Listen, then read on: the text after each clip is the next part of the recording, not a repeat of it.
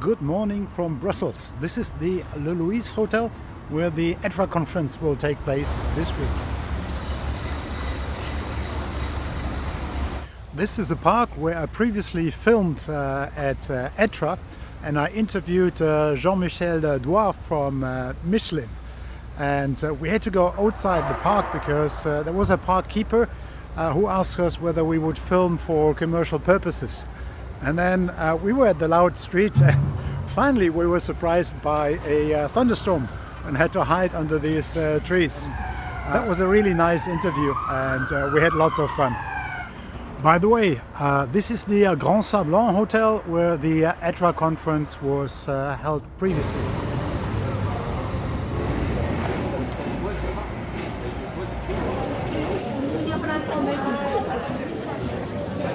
This is the famous mannequin piece. I don't know the exact story, but I think it has to do something with the the very good Belgian beer. Now, with many of the recovered carbon black production being constructed in Belgium, I think we need a mannequin recovered carbon black.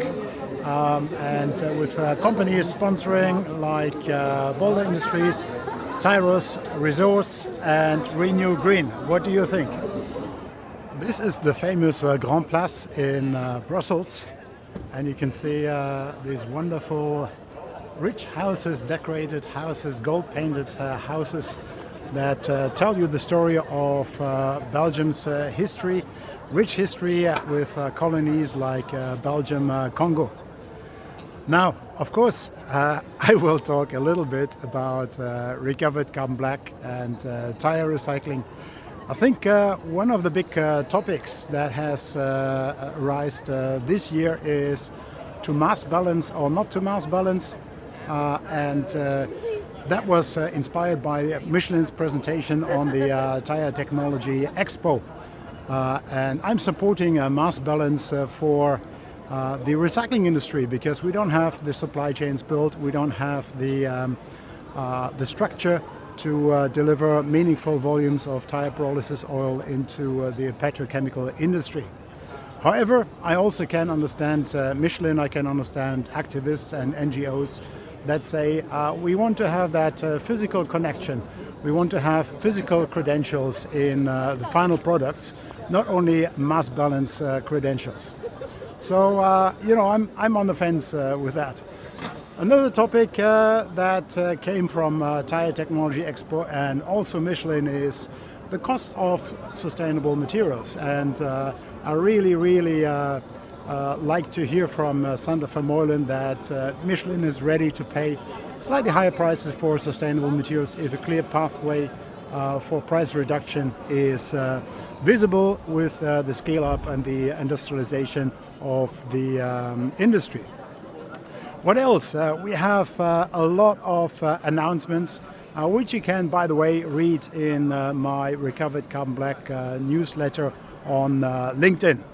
But we got Pyrum, we got Clean, we got Bridgestone working on their own Eco Carbon Black, not RCB, they call it ECB. And we got many news that really are very promising for the industry. You know, on a side note, when I'm in Belgium, I always feel like the cartoon star Tintin. Maybe on a special edition on the quest for recycling tires. You know Tintin Milou? I don't know what it's called in English. In German it's Tim und Struppi. And maybe, with my haircut, I'll look a little bit like Tintin. What do you think?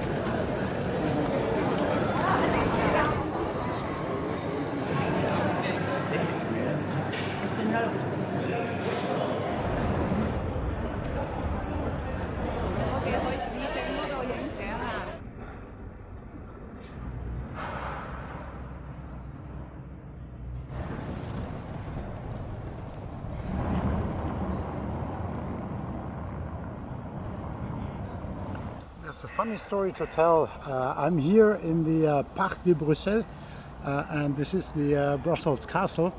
And on one occasion of the ETRA conference, I was compelled to bring my drone. It was my Skydio artificial intelligence drone, and I really didn't realize the security level here in Brussels, where there's a lot of European Union politicians. So to cut it short, my drone was chased by a much bigger police drone, and the only reason I could escape was that my drone was an artificial intelligence drone, which could actually escape through the branches of the trees. And then I ran away. That was kind of a silly idea, but a funny story to tell, in the context of the ETRA conference. One big topic on the ETRA conference in my presentation will again be the recovered carbon black specifications. And you know my opinion, I think recovered carbon black needs to be commoditized, and for that we need the ASTM classifications. And we had, on the first occasion on the ballot, we had too many analysis, 4 analysis, which I found manageable, but there was another problem. The one analysis of the dispersion by particle size required a fluffy, a powder RCB, and the other analysis required pelleted recovered carbon black. Difficult to make when you send one sample.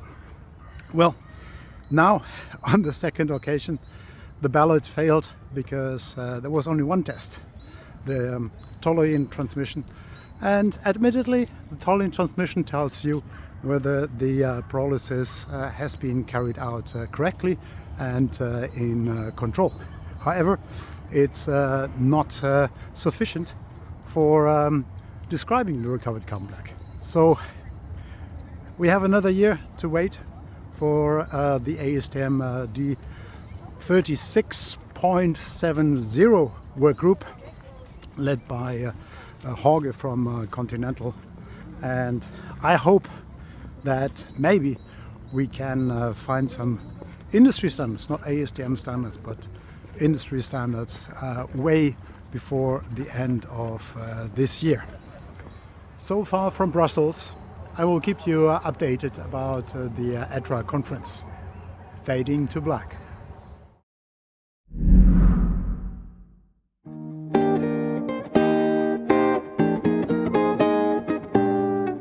I knew sooner or later it would come, the day that I